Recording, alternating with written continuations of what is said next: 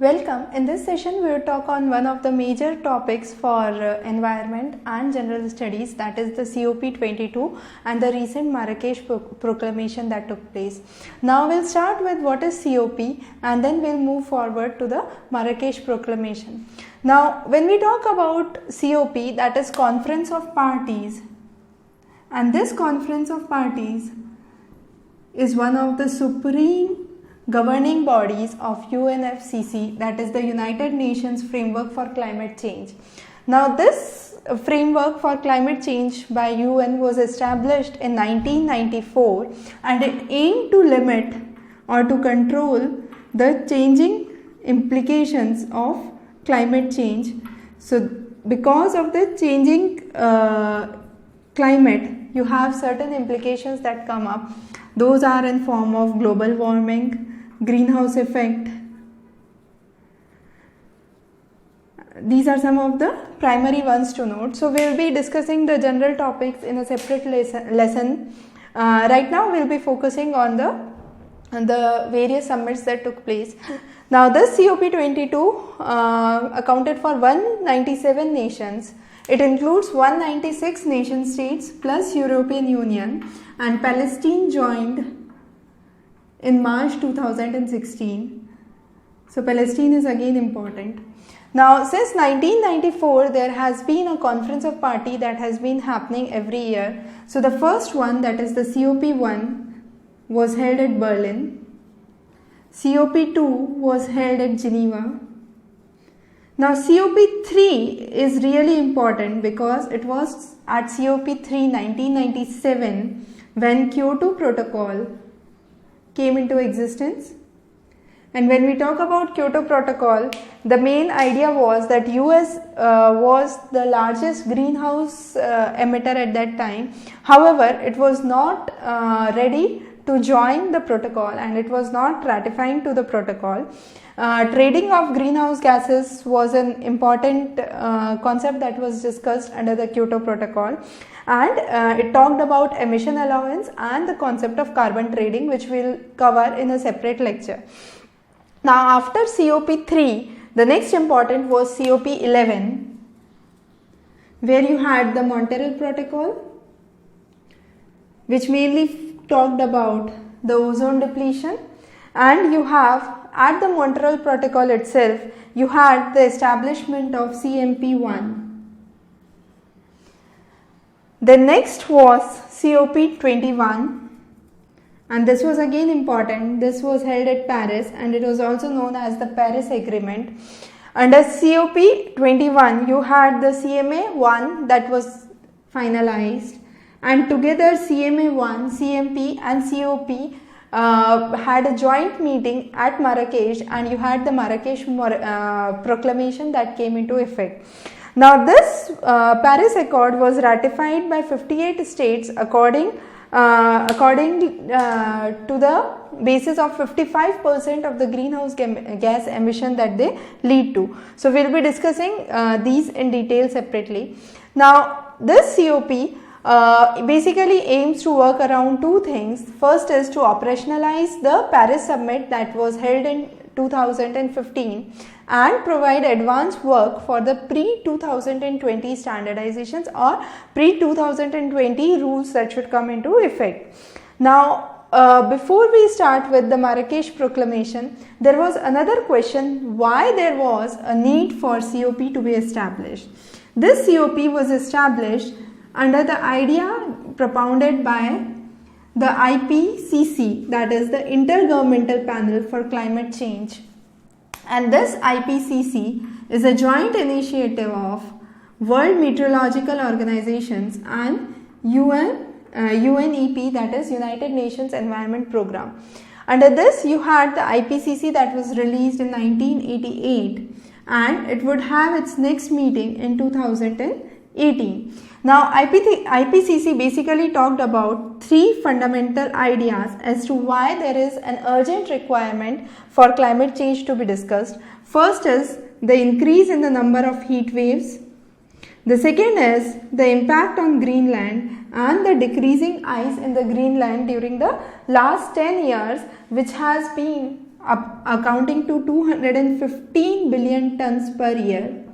So that was another important thing. And the last important thing was Arctic ice has been decreasing by 3.5 to 4% per decade since 1979. So considering these major facts, you had the Intergovernmental Panel on Climate Change, and this formed the basis for the Conference of Parties to be declared. Now, at Marrakesh, as I said, you had the Conference of Parties, the 22nd summit. The first one started in 1994, as we discussed. So there was the 22nd session of the Conference of Parties to UNFCCC. Then you had CMP 12, that's the 12th session of the parties serving as a member to Kyoto Protocol, and the first session of the Conference of Parties serving members to the Paris Agreement. Since Paris Agreement started in 2015, you had the first session at Marrakesh. So these were the three sessions that were laid down together in the Marrakesh Proclamation that was declared. Now, what are the basic highlights that we need to know under the Marrakesh Proclamation? The first is to reduce the impact of global warming. The next is to reflect common but differentiated responsibilities. We'll discuss this later when we will talk about the CDRC, that's the common but differentiated responsibility, that basically talks about every nation has a common goal to curb the harmful impacts of climate change, but they have differentiated responsibility based on the vulnerability. So there are some countries which are more vulnerable as compared to other nations. Now, how does they determine the vulnerability of the country? The vulnerability is determined by certain characteristics. For example, the arid and the semi-arid areas. The next is the flood-prone areas. The next is the low-lying coastal areas. And finally, you have the small island developing countries. So they are small islands and they are developing countries. So these are some of the major nations which are highly vulnerable to the impact of climate change. So working around the countries which are most vulnerable to climate change, it talked about full implementation of the Paris Agreement. It also talked about providing sufficient finances to complete this project, and the developed countries tried to reaffirm a $100 million mobilization goal. Again, there were nations which were parties to Kyoto Protocol and they aimed at ratification of Doha Amendment. However, US was not included in it, and this Doha Amendment talked about its main focus on pre-2020, that is prior to 2020 there should be certain goals and objectives that should be achieved. It aimed at eradicating poverty, ensuring food security with the changes in the climate and the challenges that the agriculture would face, and finally support the UN's 2030 agenda that talks about sustainable development. So these were the main actions that Marrakesh Proclamation talked about on sustainable development and climate change. Now, what were the basic pre-2020 ideas? The first idea was again based on the same concept that we talked about, that's common but differentiated responsibilities and the climate justice. This should be recognized based on the developing countries and the developed nations. It talked about operationalizing the rules to mitigate transfer technology and capacity building for various purposes. Again, they talked about a need for sustainable development at Marrakesh. That was talked about. It talked about bringing in adequate funds, mobilization of the finances that are coming in per year from the developed nations, developing the rule book that should be worked around for Paris Agreement, and move forward for the climate change actions and their implementations. Now let's talk about what is the CBDR and RRC, that's the common but differentiated responsibility and respective capabilities. So this basically talks about addressing individual nations for climate change, and based on their individual capabilities or capacities, they should work forward for the development. So it was laid under the 1992 UNFCCC treaty.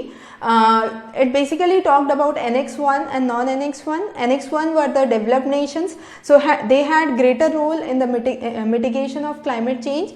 However, you had non-Annex 1, which were mainly the developing nations. Now in the Kyoto Protocol 1997, the Annex classification was codified finally, and the Annex 1 countries talked about legal bounds for emission reduction. In 2011, these countries tried to allow individual countries to determine how much they should contribute to address to the problem of greenhouse emission, and they talked about its applicability to all countries and its application to all nations, and they said it should be a kind of bottom-up scheme where each country should be able to explain its own level of standards that it would be able to meet, and it would be able to contribute. And finally in 2014, this was brought again in light with the different national circumstances, considering in view the vulnerable nations in particular. Okay, so this was what was the CBDR and the RC, that's the respective capabilities. Now what was India's contribution at Marrakesh is important. India basically focused on three basic ideas. First was the afforestation. The second important was the REDD+, and the third was the sustainable transport systems. Now India is a land of forest with more than 25% forest. It's a major sink for the carbon dioxide and the offset of 12% greenhouse gas emissions. Now what basically the REDD+ talks about is, if you have a forest land, these forests are the basic sink for the carbon dioxide. Now if they are absorbing the carbon dioxide, they are not letting the carbon dioxide to emit into the atmosphere, and they call it as reducing emission. However, this is not in particular reducing the emission, it's just absorbing the carbon, or these forests are acting as carbon sinks, but they call this under carbon trading as reducing emissions. So the government of India talked about the REDD+, that is reducing emissions by deforestation and degradation. That means there should be more of afforestation, more of agroforestry, more of plantation that should come up, and this was the basic focus under the Paris Agreement of 2015, because the forest act as a carbon sink, and India asked the forestry sector to meet the goal of creating 2.5 to 3 billion tons of additional carbon sink as per the nationally determined contribution. So as per India's nationally determined contribution, this should India should create 2.5 to 3 billion tons of additional carbon sink, and this could be possible only by the process of afforestation, creation of agroforestry practices, and plantation crops. So these were some of the major ideas that were laid forward by India, and India talked about contributing in this sector. Then it also talked about contributing in sustainable transport solutions. Now when they talk about sustainable transport solution in India, they talk about mainly the rail network, and when we talk about the railway network, the idea was the electrification of railway network, and that electrification to be done solely by renewable sources. And when you are using renewable sources, you have a potential to reduce 138 million tons of carbon dioxide emission by 2030. That means if you are using renewable sources simply for electrification of railways, you have a capability to reduce 138 million tons of carbon dioxide by 2030. So that is a kind of a smart solution for sustainable development, sustainable transport problems. And they also talked about low carbon initiatives and low carbon emissions. Now if we talk about the list of countries, the highest emitter is China, next highest CO2 emission by country is United States, followed by EU and India. So India has a substantial contribution in the amount of amount of carbon dioxide emissions in the world, with China contributing to nearly around 29.5%. You have contribution of India at 6%, United States at 15%, and EU at 9.6%. That shows India is significantly an important contributor, and role of India or efforts of India are important towards climate change. Again, there was an important idea that was talked about, that is the idea of 12 Himalayan states on climate change. This is the first time that we are talking about Himalayan states or Himalayas in particular, or any specific topographical feature in particular in the climate summit. This was important because Himalaya is a source to nearly 1.3 billion people of Asia, and it's an important source of water. The G.P. Pant National Institute at Almora talked about the implications, and they are talking about the ideas to work around the Himalayan states and to preserve them from degradation. Also, since this topic was important, the role of Tibet Plateau this time has become important. So, questions on Tibet Plateau are more likely to come this time. Now, what was COP21?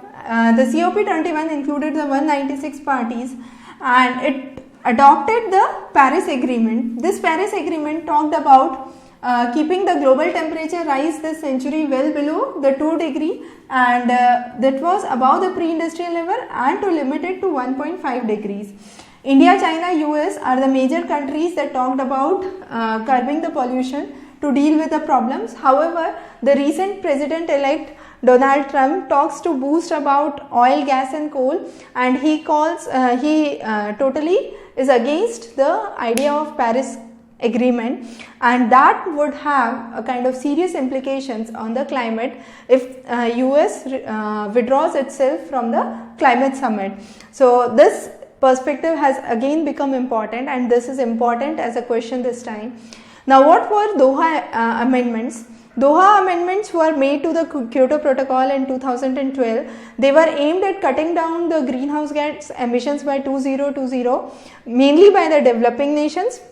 This was initially assigned to Kyoto to cut them till 2012. Later on, there was pressure by the developing nations, so they forced the developed nations to cut down the emissions by 2020. And after 2022, the Paris Agreement talks about there is no legal binding on any country, and they will have their own actions to determine the programs and policies to fight the problem of climate change.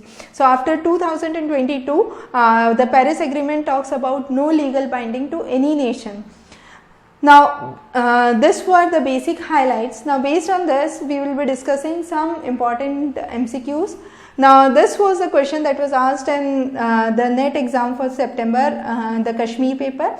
So, it directly asked about the intended nationally determined contribution of India for creation of additional carbon sink, and the answer, as we have discussed, is 2.5 to 3 billion tons. The next question is, what percent of carbon dioxide emissions India stands at which position in terms of percentage? So, as we have discussed, the highest emissions are led by China, followed by United States, EU, and finally India with 6% and at 4th position. Now, let's talk about some theoretical questions. The first question that is very important for this time is impact of withdrawal of America from Paris Agreement. With the recent President-elect Donald Trump, this has come into limelight, and there could be serious implications that could be seen of America withdrawing from the Paris Agreement. So, you have to mention those as we have talked about. The next is discuss the climate change with a special reference to Paris Summit, discuss the objectives and agendas of Paris Summit. So, we will be covering, we have talked about in brief what is Paris Summit. We will be covering Paris Summit in detail in another lecture. India's effort at Marrakesh Proclamation. So, it basically talked about the three things: the afforestation, the REDD+, and the sustainable transport solutions. So, these three are the basic heads under which you should mention your answer. And the last question, it's a kind of very interesting question and a very challenging question. Environmental preservation and globalization are conflicting requirements, critically examine. Now, when you are answering this question, you must be sure that by the process of globalization, you have industries spreading across the globe. So, you have numerous industries coming up, say for example in China. China, however, does not have certain stringent norms for environment. So, as a result, China's cities are few of the worst polluted cities in the world, and since they are worst polluted cities, they are not facing the consequences right now, but the future generations that are coming would face the environmental challenges or environmental degradation problems of this air pollution that is caused in present. So that is a kind of conflicting requirement that should be matched around. So with this example, you can explain how environmental preservation and globalization should go hand in hand, and if one is imbalanced, the other would have to sacrifice at a bigger parameter. So this was the class on COP22 and Marrakesh Proclamation. We'll be taking another lecture which will talk about the carbon trading, which has become a kind of recent important topic.